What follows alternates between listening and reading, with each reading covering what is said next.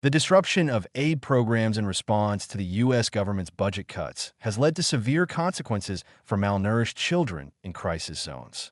Perhaps the most glaring example of this crisis is the treatment of acute malnutrition, where Plumpy'Nut, a life-saving, ready-to-use therapeutic food, RUTF, has been significantly affected by the shift in U.S. foreign aid policies. This intervention, which has been credited with saving millions of lives worldwide, has found itself entangled in the administrative chaos that has surrounded U.S. assistance programs. As a result, the very children it was designed to help are now facing an uncertain future as supplies dwindle and crucial programs are halted or scaled back. Plumpy'Nut is a specially formulated paste that has been an essential part of humanitarian relief since its development in the early 2000s. With its perfect combination of proteins, vitamins, and energy-dense ingredients like peanut butter and powdered milk, Plumpy'Nut provides the vital nutrition needed to help children recover from severe malnutrition. In many ways, it represents the pinnacle of modern humanitarian food technology. It's simple, effective, and, most importantly, life-saving. The success of this food has been well documented, with recovery rates for malnourished children hovering between 80 and 90%. This stands in stark contrast to the pre-Plumpy'Nut era, when survival rates for children suffering from acute malnutrition were shockingly low, around 25%. The effectiveness of Plumpy'Nut cannot be overstated. For many children in countries plagued by conflict and poverty, it is the difference between life and death. Take the example of Fatima Jubril, a mother from northeast Nigeria, whose son Ibrahim was at risk of starvation after their village was attacked. She credits his survival to the quick intervention of Plumpy'Nut, which allowed him to recover from the brink of death.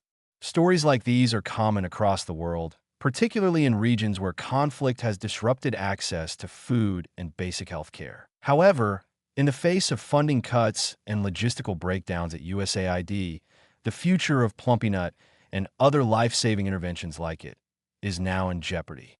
The fact that aid programs are being delayed or cut altogether is deeply concerning.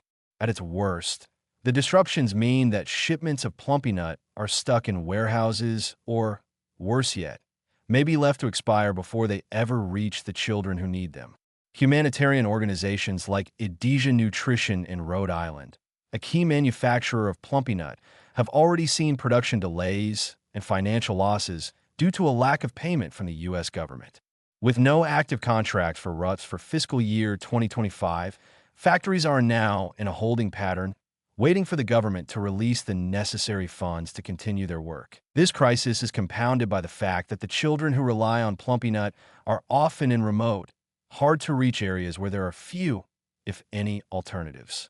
For example, in Kenya, where the rainy season exacerbates the spread of diseases like malaria and diarrhea, hospitals are already seeing a spike in malnutrition cases. The looming shortage of Plumpy'Nut has left doctors and aid workers scrambling for solutions.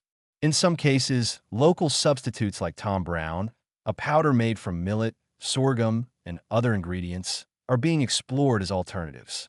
While it's true that Tom Brown has some merit, particularly in terms of being locally sourced and reducing dependency on foreign aid, it also poses significant challenges.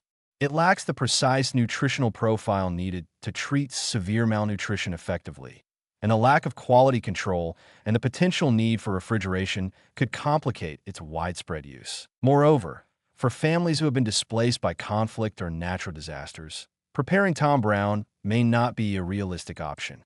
The cost of ingredients can be prohibitively expensive, and access to the necessary cooking equipment, like fuel to boil water, can be scarce in these desperate conditions. For many, these practical challenges could render the alternative ineffective, further deepening the suffering of children already teetering on the edge of starvation. The failure to address these needs is not just a logistical failure, it's a moral one.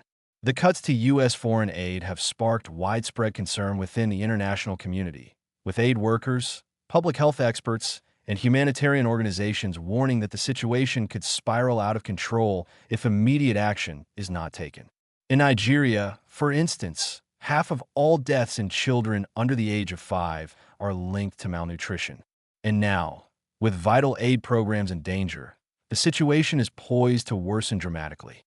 The fact that aid workers are losing their jobs and that shipments of life-saving supplies are being delayed or blocked is a catastrophe in the making. For all the talk of fiscal responsibility and the importance of strategic coordination, the real cost of these budget cuts will be borne by the world's most vulnerable populations. The lives of millions of children are at stake, and the resources that could save them are being squandered in a political struggle far removed from the realities of those living in poverty-stricken, war-torn regions. It is important to recognize the implications of these decisions, not just for the immediate future, but for the long-term viability of humanitarian efforts that have taken years to build. In the end, it is the children who will suffer the most from these disruptions.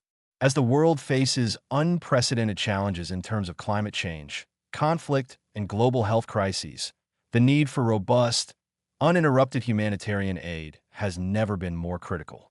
Plumpy'Nut and similar interventions are more than just foods. They're symbols of the international community's commitment to saving lives, one child at a time. If we allow these programs to falter, we will be turning our backs on the most vulnerable people in the world, and the consequences could be devastating for generations to come.